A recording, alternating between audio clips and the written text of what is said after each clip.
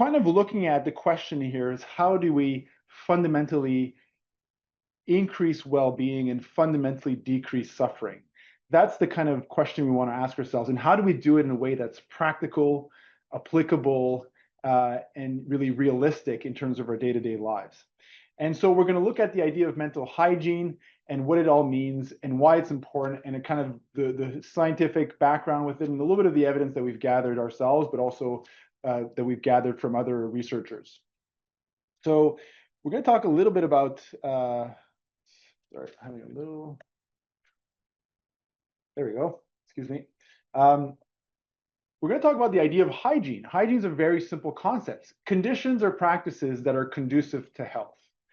That's pretty much what it means. So when we talk about, there's very common public-facing recommendations that public health organizations give us. We all know that we should all be showering and tending to our personal hygiene on a daily basis. The Canadian Dental Association tells us we should brush our teeth 2 minutes twice a day for good oral health. The Canadian Sleep Society tells us we should aim for 7 to 8 hours of sleep per night for the average person, avoiding nicotine, alcohol, or caffeine before bed. In terms of physical health, in addition to personal hygiene, the World Health Organization gives us clear guidelines, clear benchmark behaviors of trying to target 150 minutes a week of moderate physical activity to support our overall physical and cardiovascular health. So we have very clear guidance in terms of, parameters or targets to support various dimensions of our health. And we often call those hygienic practice, dental hygiene, sleep hygiene, and so forth.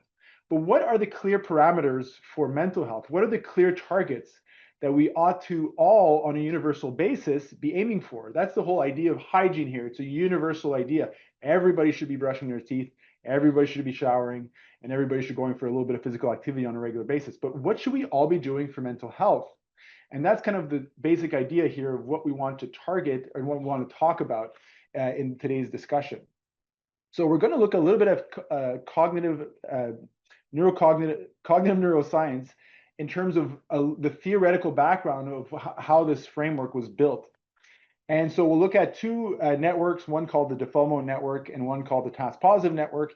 And just to kind of give the background, if there's questions along the way, please feel free to put them out there and we can stop the lecture and answer some questions, or we can save them till the end, whatever, but we'll make sure if people want to jump in, please do so. So the default mode network, obviously the brain's an extremely complex thing, literally the most complex thing in the universe. We've been studying it a lot as humans for especially the last 25 years, lots of science around the brain, but still our knowledge is obviously very limited, but at the same time, it's quite remarkable what we have learned. And the default mode network refers to mid-centers of the brain where there's neural activity. We call the medial prefrontal cortex and the posterior cingulate cortex. Those are the two main hubs in the midbrain where there seems to be neural connections that happen that can light up and we can detect in functional MRI studies or EEGs or encephalograms that can look at these different parts of the brain. Now, this is for those who kind of like this stuff. It's obviously much more complex than these two hubs. There's at least 11 subnetworks that have been mapped out. But for the sake of this conversation, these are the two main hubs of this network. And why do I want to talk about the default mode network? What's the point? And why do I wish in my heart that everybody knows about the default mode network and it becomes common knowledge? It's because it's associated to very common cognitive patterns. So for example, rumination. Rumination, this sort of circular negative thinking that we all kind of engage in from time to time, especially if we're triggered, like that hypothetical argument that I win in the shower when I've had an argument with my wife. She said that, I should have said this to her, or I should have said this to her, I should have said this to her. So for some reason, I only win hypothetical arguments in my head, but then I have a bit more trouble winning the ones in person. But the basic idea is like, if we're triggered or something negative is happening to us, we kind of ruminate on it. We think over and over again. When this cognitive experience is occurring, the default mode network, it lights up on these studies, on these brain studies. Same thing with, there's other terminologies, other patterns that we can look at. One's kind of a fancy term, self-referential internal narrative. The idea that we that I talk to myself about myself all day long. I'm certainly my own favorite topic in my own head. And I'm a very interesting topic of conversation when I talk to myself. So we tend to talk to ourselves about ourselves a lot. And I kind of poke fun at it. Sometimes it can make us a little uncomfortable when we talk about these things. But it's not to pinpoint anybody because we all do it, okay? This is a common, what we can call a ubiquitous experience for humans. Mind wandering. Sometimes somebody's talking to you and you're like, uh-huh, yeah. And then, but you're not there. You're kind of like thinking about the grocery list or the rides you got to give the kids or all this stuff. And, a lot of mind wandering. Non-practical thoughts about the future and the past. And we'll get into this a little bit later because sometimes people think I'm sort of putting down all types of thinking, and I'm certainly not. There's a lot of practical thinking that can be very useful for our lives, but we're looking at sort of the non-practical thinking. So things like that are practical, like, oh, I went to that restaurant, I did not like the food there, I won't go to that restaurant again. So I learned from the past. That's a practical thought. Or we have to, Carissa has to plan the seminar, so she has to organize the future, schedule it. You guys have to book it into your calendars. Practical approaches. That's not what we're talking about. But this useless sort of like worrying, like regretting of the past or worrying about the future in a way that doesn't impact our day-to-day practical lives is kind of what we talk about when we say non-useful thinking about the future and the past. So there's many ways to describe this. One way that I like to call it is blah, blah, blah, blah, blah, okay? Or some people call it the hamster wheel that never stops running, monkey mind. There's a lot of terms that people have come up with over the years to try to describe this internal sort of incessant stream of thinking that can kind of happen in our brains. And so those patterns are highly associated with the default mode network of the brain. Now, why is it important to have this discussion? Because when this part of the brain, the default mode network, that's what DMN stands for, is shown to be extra active or hyper connected, showing like a lot of activity. When it's hyper connected or hyperactive, if you will, it tends to be associated with mental health challenges, such as mood disorders or being depressed, more anxiety, even being more vulnerable to things like PTSD if we're exposed to a highly difficult or traumatic situation. PTSD is not an automatic thing if we're exposed to a traumatic situation. The DSM-5 criteria, it's at least a month after the event. So you can be exposed to trauma and not develop PTSD. And so some data suggests that when the default mode network is constantly very active, a traumatic situation, we're even more vulnerable to developing PTSD. So that's something to consider. Now, another interesting thing to look at is that the opposite seems to also be true. The inverse correlation of that when the default mode network is less active, people tend to report higher levels of well-being, or sometimes we use different terminologies. Psychological science is tricky. There's different terms used, but things like quality of life, like happiness, again, depending on how it's described, but basically a pretty clear pattern that when the default mode network is less active, people tend to report more well-being or internal subjective well-being. So a very simple interpretation of this is basically a quieter brain is a happier brain. And similar with psychological resilience, okay?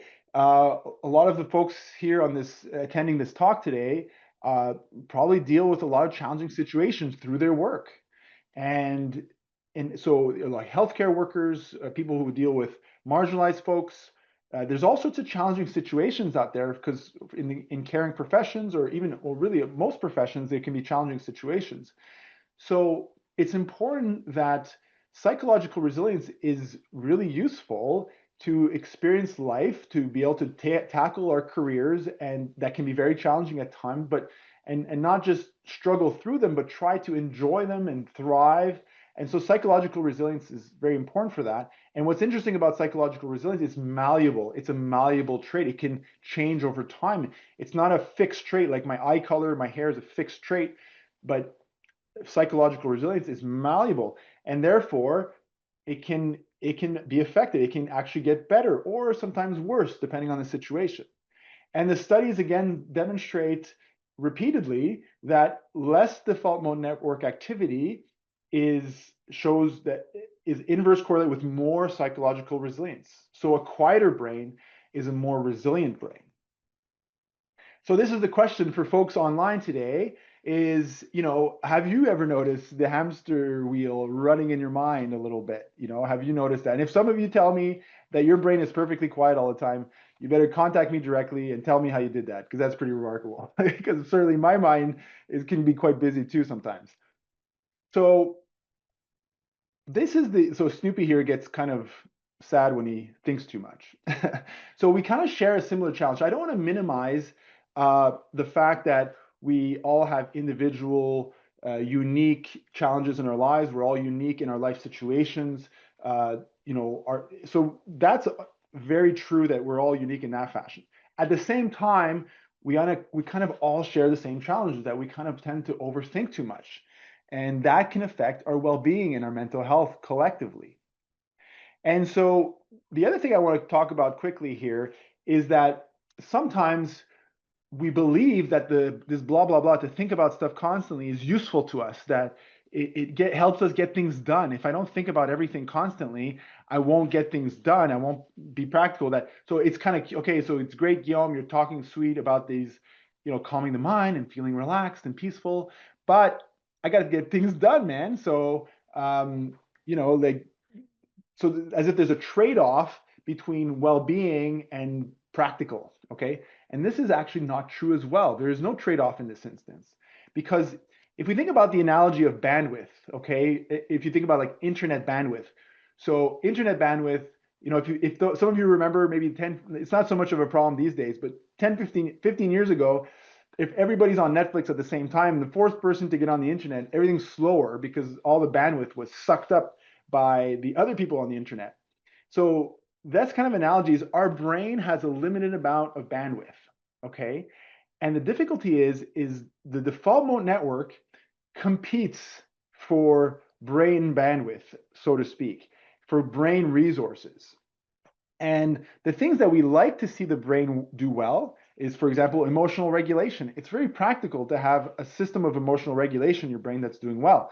Like if somebody cuts you off in the traffic, it's nice to be angry for 30 seconds rather than 15 minutes. It's much more pleasant. Executive functioning, problem solving. Sometimes there are complex situations. Lord knows that when we're going about our lives, sometimes there's not black or white situations, but very gray situations that we have to navigate and think through carefully and problem solve. That part of the brain is not the default mode network. Emotional processing or regulation is not the default mode network. Information processing, to be able to absorb information.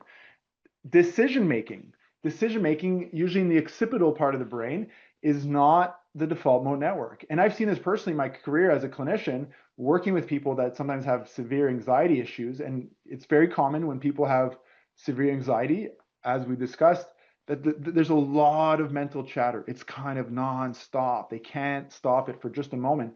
And often those folks have more difficulty than the average person to make decisions, because the bandwidth is just all pulled out of that part of the brain and it's having trouble function optimally. So when we talk about reducing default mode network activity, this allows more bandwidth to go to the parts of the brain that we want to see functioning optimally to do the job well. So a quiet brain is also a practical brain. Okay, we're going to jump into the task positive network to just continue to understand a little bit about the brain. And I want people, we're going to look at a few analogies in a moment, just to put a bit of context. I want people to take what I say with a grain of salt. When we get into the internal reality, the internal experience, and what we need to practically do to improve our well-being, some terms can be challenging. And if we take them a little too literally, so we're trying to approximate things here, and it's not an exact science to describe these things. But the task positive network, the lateral prefrontal cortex, posterior parietal cortex, is known as, for example, the central executive network. It's associated with task-oriented activity or goal-oriented activity. It's associated with being in a focused state of mind. And these two networks, between the default mode network and the task positive network, they are considered anti-correlated. As the default mode network comes up online, the task positive network kind of goes offline. As the task positive network goes online, the default mode network goes offline. they go up and down against each other a little bit. They compete for brain energy, if you will. And and this is actually normal, this back and forth. This is kind of more what a healthy brain does. What can be troubling for somebody, especially for their well-being, is when the default mode network is too dominant over the task positive network, when that switch back and forth can't really happen very smoothly, and the default mode network is too dominant over the task positive network, then that can be problematic and lead to challenges with mental health or depression or things like that. So if you can imagine, we're just doing a little quick thought experiment here about maybe in the last week, the last few days, last month, last year, whatever, that there's a morning you come into work and you're just on. You're crushing your emails, you're getting things done, you're just taking care of one task after another, and boom, boom, boom, and you're really, really having a solid morning and really productive in a good way. You're not really stressed, you're just efficient that day. And you might notice that when you've had that kind of day, or that morning, that there's not much happening. It's kind of quiet. And then you sit down, you've had a good morning, you've been productive, you sit down for lunch and and then, the blah, blah, blah starts again.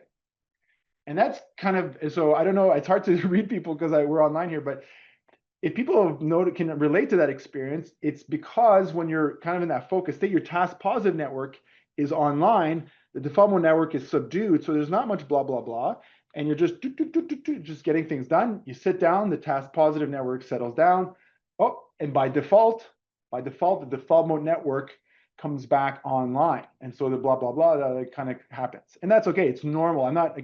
We're gonna just put this in context in a moment.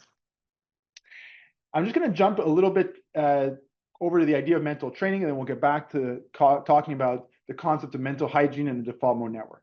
So sometimes we can ask, is mental training a real thing? Is it an actual thing?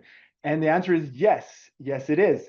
And here we're talking about meditation, not because I'm here to promote meditation, although I think it's a good thing, but because meditation is what we've studied the most. And it's a good proxy for what we're trying to describe here.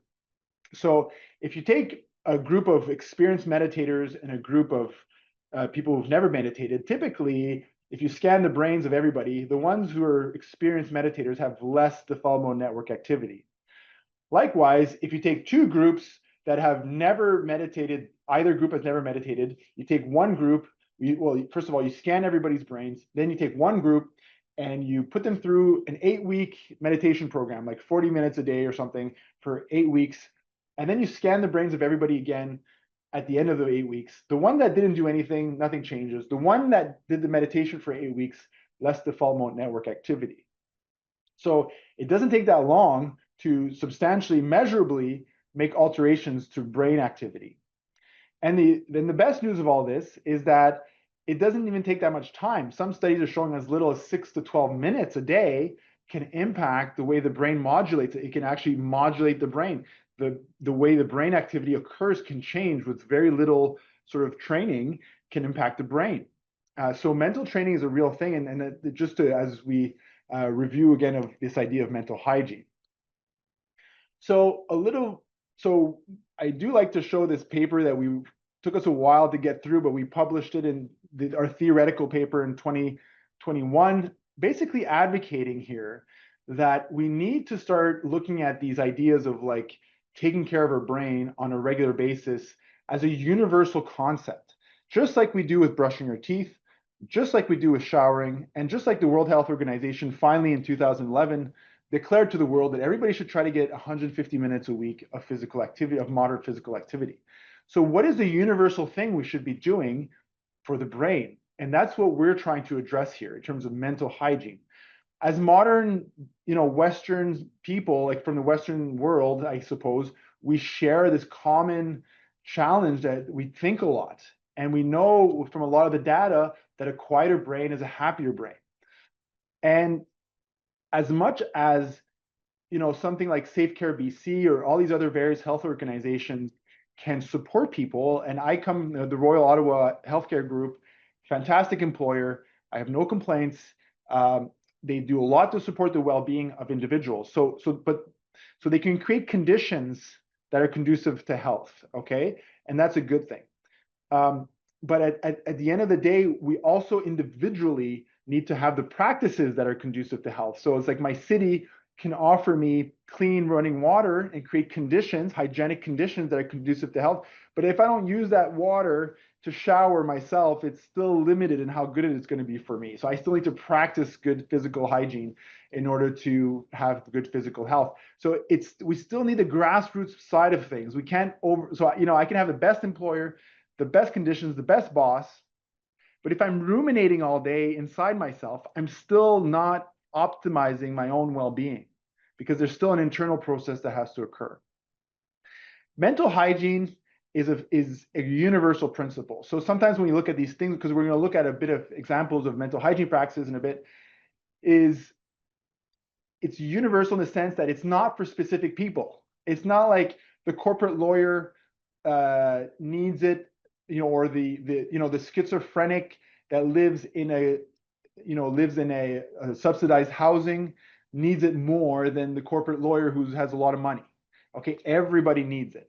It's like saying who needs to shower more, the corporate lawyer or the person who suffers from schizophrenia and lives in supportive housing. Like they both need to shower. Okay, it's the same. So hygiene is a universal concept. And for me, or for anybody, it doesn't matter if I'm feeling healthy or I'm feeling sick, I need to shower every day. And it doesn't matter if I didn't do anything or I fell in the mud, I need to shower. I don't just wait till I fall in the mud to shower. And sometimes these tricks that we're going to look at, they look at tricks, okay? Tricks to help with our mental health. So for example, if somebody has anxiety challenges, and they go see a psychotherapist, which by the way, we don't compete with psychotherapy from the mental hygiene model because if we use the dental analogy, good dental hygiene, you still need to go see the dentist sometimes, okay? So same thing, mental hygiene doesn't preclude, and occasionally for different situations, going to see mental health professionals. So you go to see the mental health professional to help you with anxiety, the psychotherapist, the psychologist, and say, why don't you try this breathing technique? So you do the breathing technique and it helps you out. Your anxiety comes down. And it's like a month later, okay, I think I'm done. It worked. Well, that's kind of what we want to move away from. Like if I get to the age of 65 one day and I'm like, I've been brushing my teeth for 63 years, I'm going to take a break now. It's like, that doesn't make sense because then I'm going to have more dental problems because I stopped. So this is a lifelong process. This is about embedding mental hygiene. It's a hygienic practice into our day-to-day lives. Sorry, couple, just checking on my time here. And so, okay, so just before we move on to some of the practical side of things, I want to just go back to, again, the default network, the blah, blah, blah, to just give a little bit of a context, another analogy. I really like my dental hygiene analogies, if you might notice already. So, for example, everybody has dental plaque. Okay, everybody has dental plaque. It's normal, it's universal. It might be a little bit even protective, but when dental plaque becomes excessive, then we are more at risk of dental health issues, gingivitis, cavities, so on and so forth. Okay, so when we do dental hygiene, when we brush our teeth and so on, we do it to minimize excessive dental plaque, not to eliminate dental plaque. Okay, and this is what I like to use as a metaphor for the blah, blah, blah default mode network. We're not here to demonize it and say it's all bad. It's not. It's fine. It has an evolutionary purpose to be there. But when it becomes excessive, that's when we have more vulnerabilities to mental health challenges. And so our task collectively is to engage in mental hygiene on a regular day-to-day basis, just a little bit, a couple minutes a day, to minimize excessive default mode network activity or blah, blah, blah. Okay.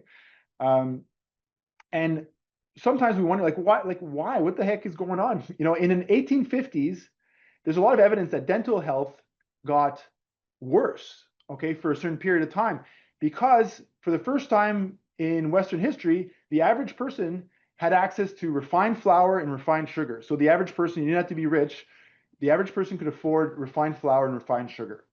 And so dental health got a lot worse. But it was still a good thing because more calories, less people were starving.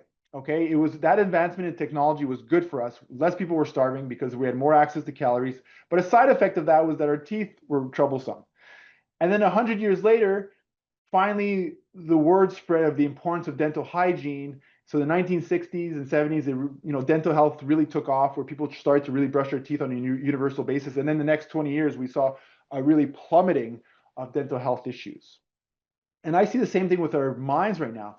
We are all of a sudden, our whole life, for thousands of years, we've been worrying about survival and moving. And all of a sudden, in a blink of an eye, historically, humans have abundance of food.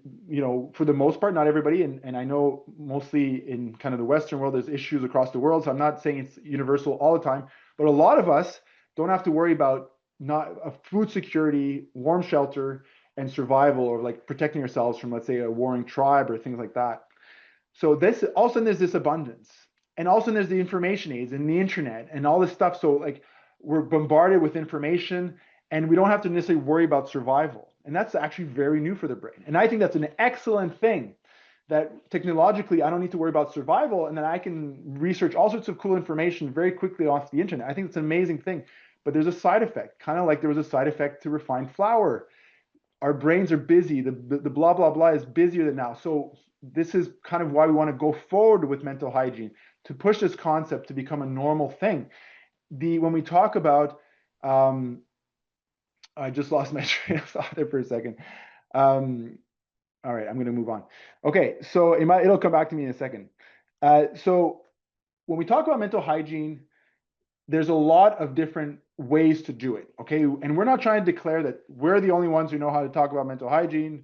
It's not a reserved concept. If some of you find this useful and want to talk about it to your clients, to your peers, to your family, it's all good. This mental hygiene is not a reserved concept, okay?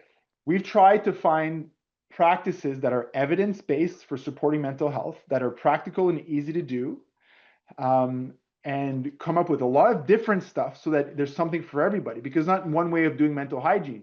We have our resource kit that we'll share has 17 different practices that we consider mental hygiene practices. But sometimes it can be another practice that we haven't included that people might find useful. Like, you come home, you sit on your rocking chair, and you have your cat that likes to purr and sit on your lap, and you just pet your cat, and everything's kind of quiet and relaxed, and you just kind of pet the cat, and you feel good. Oh, that's kind of a cool way of practicing mental hygiene. So we're going to go through a couple of tricks here that I hope you'll join along, and then we'll share some resources, and we'll go from there. So we call this one breathing stillness. Very simple. So I'm going to get everybody to put their feet flat on the ground, and in a moment we're going to take just two breaths, two focused deep breaths. Okay, so feet flat on the ground, our back straight if we can, and with as much concentration as you can muster, like your life depends on it. Okay, I want, when you take the two breaths, to feel all the small physical sensation of your nostrils, all the minutia, just feeling the air moving through your nostrils. Like, pay attention like it's the most important thing in the world. At the same time, you can feel the movement of your belly going up and down. So paying attention to those two things. Okay, so we're going to put our hands on our belly, we're going to close our eyes, and we're going to take two deep breaths, very focused on our nostrils. Here we go.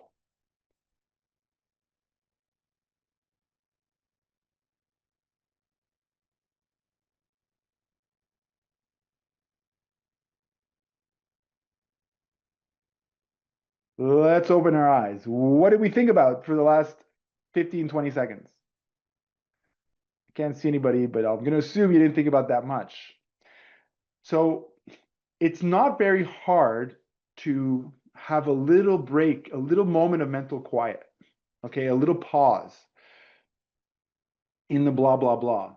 And so this practice, so if I can, I'm just going to go back. So if I could magically put an fMRI machine onto your head, like kind of like this guy, although that's an EEG, but if I could do that to your brain for a second, what you would see if you take the one on the right is you would see more task positive network activity and less default mode network activity. 15, 20 seconds where you're just focused on your breath, quiet, less default mode network activity.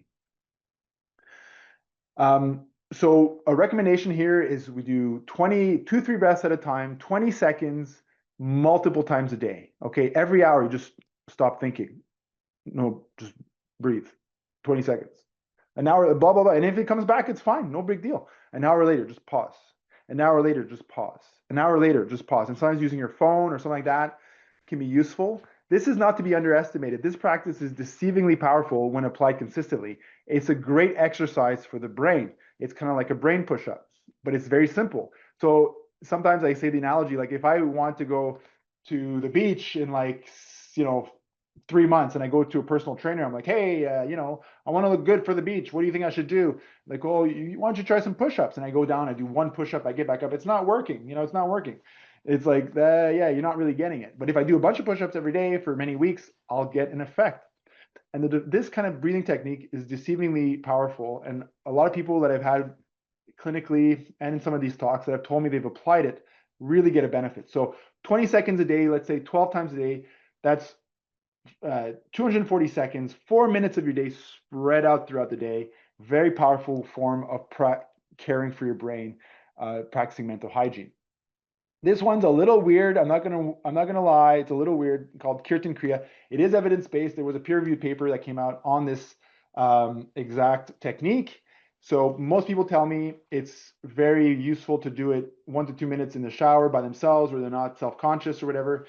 So I'm gonna do it, and I'll explain a little bit why the theory why it works. And here we go. So I do sounds, ta, sa, na, ma. These are non-symbolic sounds. It's the alphabet of Sanskrit, so I could as well do A, B, C, D. Doesn't really matter. They're just sounds, non-symbolic. I'm not praying to anything. I visualize a warm sun in my head, and whatever that feels like for a particular person. And there's certain tones. So here we go. Ta, sa, na, ma. Ta, sa, na, ma. Ta, sa, na, ma. And that's it. That's all it is. And the protocol is 12 minutes from the study. I'm not going to make you guys listen to me for 12 minutes and do that. But people have told me sometimes, and I used to practice it more, but people have told me if you do 1 or 2 minutes by yourself in a quiet place, in the shower, whatever, it can help reset the brain a little bit. Now, the funny thing is, like when we talked about bandwidth, this is tricky because you got the motor cortex of your fingers, you got the visual centers because of the visualization, you got your vocal cords engaged, so you kind of trick the brain into going quiet a little bit. And a lot of people find it's a nice little quick reset. This is another important one, is it's a subtle but important distinction, okay? Thinking through is not the same as thinking about. When we use thinking about, we kind of think about our stuff all day. We think about our problems or challenges, like, oh, what do we, and we just have anxiety, and then we don't actually solve anything. What we encourage, so if you don't, so sometimes in terms of what we call mental hygiene, some people don't want to do the breathing. Some people don't like the chants or any of these kinds of approaches, but pen and paper exercises can be an excellent form of mental hygiene. So it can be totally non-contemplative kind of thing, but more practical, modern psychological practices. And thinking through versus thinking about is one of those. So the basic practice here is you take something that is bugging you that day, maybe the thing that's challenging you the most in your mind that day, and you write it down on paper or a computer, iPad, whatever, somewhere where you can write it down. I prefer pen and paper, but electronic is fine. And you freeze it there, because if you try to think about it yourself, nobody can really think through things that well on their own, including me. So, but if you put it on paper, you freeze it there. And once you freeze it there, you can think through it. What are the possible solutions to this challenge?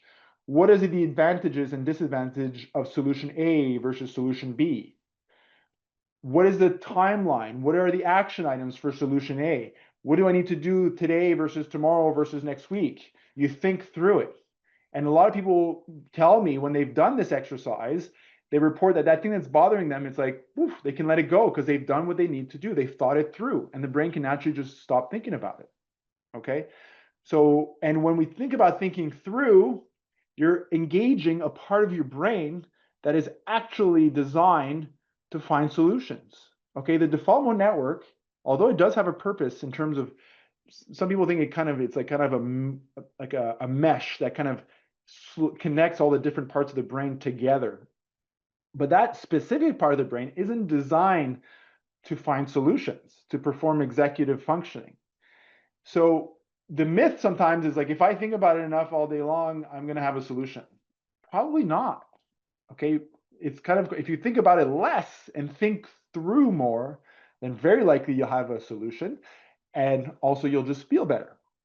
A lot of people also tell me sometimes it's very useful before bed, because sometimes people have trouble falling asleep because they lie in bed, they think about tomorrow, I got to do this, I got to do that, I got to think, what am I going to do about this? What am I going to do about that? And like they think about stuff on and on and on, and they can't fall asleep. So when you can just think through it on paper, get it done, work it out, concentrate, focus, get it done, then it lets go of you. And you can just, because there's nothing practical about thinking about the next day in your bed. I'm telling you, nothing practical about it. You'll just wake up more tired. And if you're more tired, you're less likely to have an optimal functioning brain to meet all the challenges and demands of your day. Okay. So thinking through more is the recommendation. Thinking about less is also the recommendation. Another easy trick. So a careful thing here is, I think that's where I was going with when I lost my train of thought earlier, is sometimes we think that a new habit means more time. I get that a lot sometimes. I like what you say, Guillaume, about mental hygiene, but I'm a busy person. I don't have time. Like, okay, fair enough. And it's all good here. It's a free, it's a free country. So you don't want to do mental hygiene. It's all good. But in this instance, what we're trying to get it past that idea of time barrier. Mental hygiene or any real is not about more time. It's simply about habit formation, about building the habit to incorporate into our day-to-day lives in terms of the lifespan, and not some cute trick that you do for a week or two. Okay. Now, this is a prime example. Whenever we're walking, is a moment, it's an opportunity to slow down the brain, slow down the blah, blah, blah, to quiet down. So this is basically a very simple concept of you coordinate your breathing and your steps. You breathe in 2, 3 steps. So you take 3 steps on the inhalation, and then you exhale 2, 3, 4 steps. You exhale for 4 steps. You inhale for 3 steps. You exhale for 4 steps. And sometimes, it can be a different number, 2 versus 3, or 4 versus 5, depending on the person's breathing pattern and fitness level. Most people find 3 and 4 quite comfortable. The idea is to have one more step on the exhalation than on the inhalation. And just doing that, so anytime you're walking is an opportunity to just be in your body, just slow down the thinking. Like if you're going from your office to a meeting, and you've done your preparation, you've done your homework, you've prepared, the minutes, you've read the minutes of the last meeting, you're all ready to go. You don't need to think about everything of how it's going to go. Just quiet. You're prepared. And the fact coming into with a quiet brain, your bandwidth is nice and released to go where it needs to go, to be sharp and be able to answer correctly and have a strong response to whatever is demanding of you. Okay, so anytime you walk is an opportunity to practice mental hygiene. Gratitude exercises, lo and behold, it's a surprise. Gratitude is good for you. So, look, the evidence is overwhelming that mental hygiene, gratitude is good. Okay, there's just no way around this one. It's one of those very clear things in the evidence. And so, practicing gratitude, we don't wait to have things happen to us so we can be grateful. We practice gratitude in order to perceive life with more appreciation. So an exercise here is basically you write down 3 things you appreciate about your life. And then after you wrote them, you take a moment to actually feel a little bit of gratitude, even if it's like a tiny little bit in your chest, but just feel a little bit of gratitude for those 3 things you wrote down. And then the next day you write 3 new things. And the day after that, you write 3 new things. It's important to do the new things because it challenges you to look at all these different things in your life that you maybe never noticed that you do appreciate about your life. And I challenge people here to try to do this for a month, okay? After 30 days, that's 90 different things you've come up that you've written down that you feel gratitude for. It can be little things. I appreciate how that squirrel runs around in my front yard. He's very cute, or something like that. And you felt the gratitude for, so 90 different things. And then the end of the month happens and you're like, gosh, I feel grateful for my life. I feel more appreciative these days. It's like, did anything happen that's that different in your external life? Probably not. But the gratitude muscle in your brain is stronger. And therefore it impacts the lens by which you perceive your reality. Okay, so strengthening the gratitude muscle takes repetition and practice, or a good hygienic practice. Okay, I'll touch briefly. We're going to wrap up. I guess we got a couple more minutes. I want to talk a little bit about self-compassion. Also, we included in the toolkit for mental hygiene. Very important for self-compassion. This is not my framework. Dr. Kristen Neff is a psychologist who developed a more modern self-compassion framework. Very good stuff. If you want to YouTube, she's really cool. So 3 pillars: kindness and understanding towards yourself. You know, if there's going to be a bit of a blah, blah, blah, try to make the blah, blah, blah a nice voice, a kind voice, a kind and understanding voice. Like if you can visualize a child that's like lost in the mall and you show up to the child and you're not gonna be like, hey, where's your mother? Where's your mother? How come you don't have your mother? Like, you know, you're like, like, no, you're gonna be like, oh, sweetie, it's okay. We'll find your mom. Don't worry. You can cry. It's okay. It's fine. We're gonna find your mom for you. Don't worry. You know, it's a nice, kind way. You want to use that voice you're going to use for the lost kid in the mall for yourself. Be nice to yourself. Be kind to yourself. It's very important. It's an important practice. It's an important mental hygiene approach. Remembrance of our shared humanity. We kind of become lost in our challenges and our problems as if it's only true to our own individuality. Like it's if I have this problem, it's a me problem. It's a Guillaume problem. No, it's a human experience. It's a human challenge, because whatever I'm going through, very likely millions of other people have experienced the exact same thing. I am going through the human experience, not a Guillaume problem. So the remembering our shared humanity. Sometimes I'm like, I got a couple kids. It's like I'm busy and Uber dad, and I'm such a busy guy. It's so busy. But it's just like, yeah. And there's like, I don't know, a couple million other dads in your exact same situation. You're like, oh yeah, okay. It's the human experience of being a dad, whatever. Mindfulness over self-identification. So when we get these negative emotions, not to get too pulled in, but to be able to witness the feeling and watch the feeling. Now, that's a very hard part of the pillar, probably the hardest practice, but to learn to just watch our negative emotions rather than get completely wrapped up in them. And so self-compassion seems to have as much upside as self-esteem. Self-esteem is a tricky one, because self-esteem, it's hard to tell if high self-esteem is like this healthy thing or this narcissistic thing. It's actually, in the psychological world, it's actually hard to tell the difference.